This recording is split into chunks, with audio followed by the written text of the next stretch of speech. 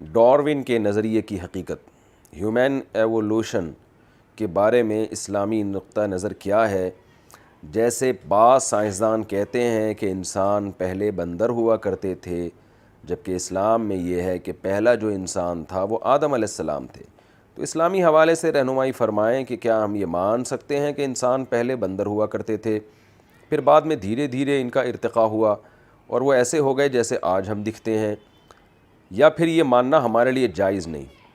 یہ ماننا ہمارے لیے بالکل ناجائز ہے، اور یہ اس لیے کہ تمام آسمانی کتابیں، تورات، انجیل، قرآن، احادیث صحیحہ سب اس پر متفق ہیں کہ پہلا انسان جو دنیا میں تھے آدم تھے، اور قرآن کہتا ہے کہ خلقہ من تراب، کہ آدم کو اللہ نے مٹی سے بنایا، ثم قال له کن، پھر ان کو کہا ہو جا، فیکون، وہ ہو گئے، یعنی ڈائریکٹ مٹی سے پتلا بنا کے ان میں جان ڈالی گئی ہے۔ یہ جو ڈارون نے نظریہ پیش کیا، اس پر تو میں بہت بیانات میں رد کرتا رہتا ہوں۔ اس کا خلاصہ یہی ہے کہ چونکہ سائنس میں ہر چیز کی سائنس کا کام ہے لاجک تلاش کرنا، تو جب ان کو سمجھ میں نہیں آیا کہ یہ کیسے بن گیا، تو بہت سارے سائنسدان بیٹھ گئے کہ بھئی کوئی نہ کوئی لاجک تلاش کرو۔ تو ڈارون نے جو نظریہ پیش کیا یہ امکان ہے، یعنی اس کی تھیوری میں یہ بات شامل ہے کہ اگر خدا نہیں ہے، ہم فرض کر لیں کہ کوئی بنانے والا نہیں ہے، تو ممکن ہے اس طرح سے بناؤ۔ یعنی اس سے صاف پتہ چلتا ہے کہ ڈارون کو بھی اس نظریے پر اصرار نہیں تھا۔ ڈارون کا خیال یہ تھا کہ اگر ہم یہ فرض کر لیں کہ خدا نہیں ہے، تو اس بات کا امکان ہے کہ شاید اس طرح سے انسان وجود میں آیا ہو، اس طرح سے۔ اور یہ تھیوری ہے، ریسرچ نہیں ہے۔ تھیوری کا مطلب یہ ہوتا ہے کہ نظریہ پیش کیا ہے جو صحیح بھی ہو سکتا ہے، غلط بھی۔ جب سائنسدان کہتے ہیں کہ یہ ریسرچ سے ثابت ہے، ریسرچ سے ثابت کا مطلب ہوتا ہے کہ سائنس نے اس پہ 2 اور 2 4 کی طرف فیصلہ کر دیا ہے۔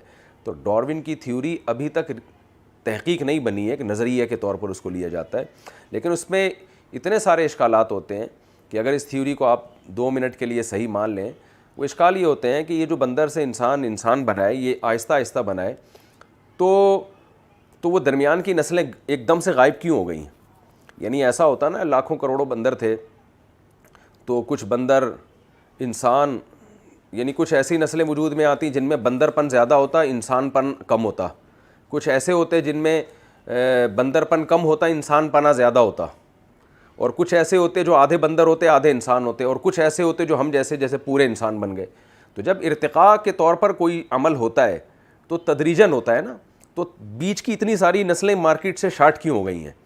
یعنی یہ کیا بات ہے کہ بندر بھی موجود ہے، اور بندر سے جو کروڑوں اربوں سال میں انسان بنا وہ بھی موجود ہے، اور درمیان کی نہ کوئی لاش نکلتی ہے، نہ یعنی کوئی مخلوق کا پورا سرا پوری روئے زمین پہ نظر ہی نہیں آتا، درمیان کی جو بیچ کی مخلوقات ہیں۔